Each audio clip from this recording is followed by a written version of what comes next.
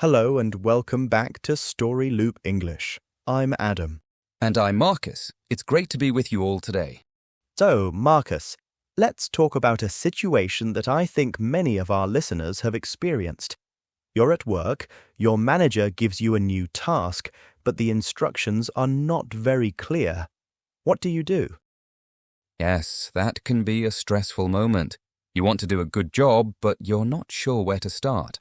Exactly. So today, we're going to help you with that. Our topic is how to ask for help at work when you don't understand a task. We'll start with a short story conversation. In this story, I've just been given a confusing task by my manager. I'm going to ask my colleague Adam for some help. Ready, Adam? Ready when you are. Let's begin.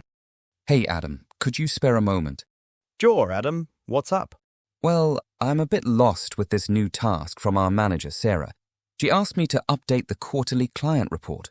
Okay, that sounds straightforward enough. I thought so too, but she said to streamline the data. I'm not entirely sure what she means by that. The new template she sent looks completely different from the old one. I see. Yes, that new template can be tricky. I had trouble with it last month. I'm struggling to get my head around it myself sometimes. Right? Could you clarify one thing for me? Does streamline mean I should remove some of the old data columns? Exactly. She just wants the key numbers this time. Just let's break it down. Just focus on the summary section first and remove any data from before last year. Ah, that makes more sense. Thanks, Adam. I was starting to get overwhelmed. No problem at all. Glad I could help. And that's the end of our story. As you can see, asking for help made the situation much clearer for me. It really did. And this brings us to our quick reflection.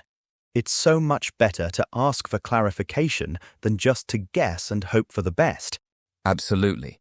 If you do the task incorrectly, you waste your own time and your manager's time. Asking a simple question can save hours of work.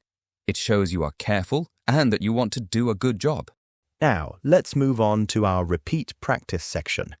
We'll take some useful lines from the story. Listen and repeat each line. We will say it slowly first and then at a natural speed. Could you spare a moment? Could you spare a moment? I'm a bit lost with this new task. I'm a bit lost with this new task. I'm not entirely sure what she means. I'm not entirely sure what she means. I'm struggling to get my head around it. I'm struggling to get my head around it. Could you clarify one thing for me? Could you clarify one thing for me? That makes more sense. That makes more sense. Great work. Now, let's look at some of those useful phrases in more detail. Adam, would you like to start? I'd love to. The first phrase is to be a bit lost. This means you are confused or don't understand something. For example, I was a bit lost during the presentation. They used so many technical terms. That's excellent. The next phrase is to get your head around something. It means to finally understand an idea or concept that is difficult. For instance, it took me a few days to get my head around the new company policy. That's a good one. Next, we have to break it down. This means to separate something into smaller, simpler parts to make it easier to understand. For example, this project is huge, so let's break it down into smaller, manageable tasks. And finally, the phrase to get overwhelmed. This describes a feeling you have when there is too much to do or a task is too difficult. For example, on my first day at my new job, I felt overwhelmed with all the new information I had to learn. All right, are you ready for a quick quiz to check your understanding? Just 3 questions. Here we go. Question 1. If you have too much work and feel stressed, you are feeling what? The answer is overwhelmed. Question 2. If a problem is very big and complicated, what is a good strategy to make it easier to solve? You should break it down. And question 3. What does it mean if you can't get your head around an idea? It means you can't understand it. Well done if you got all 3 correct. Now it's time for our speaking challenge. This is your chance to practice. We're going to give you a situation, and we want you to say your answer out loud. Here is the situation. Imagine your manager asks you to prepare a presentation, but you don't know who the audience is. Who are you presenting to? What could you say to your manager to ask for clarification? Try to use one of the phrases we learned today.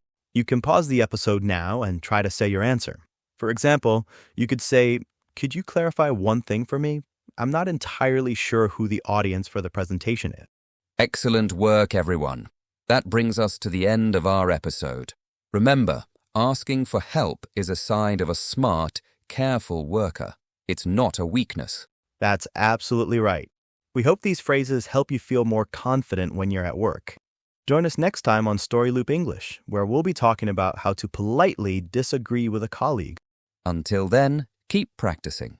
Bye for now. See you next time.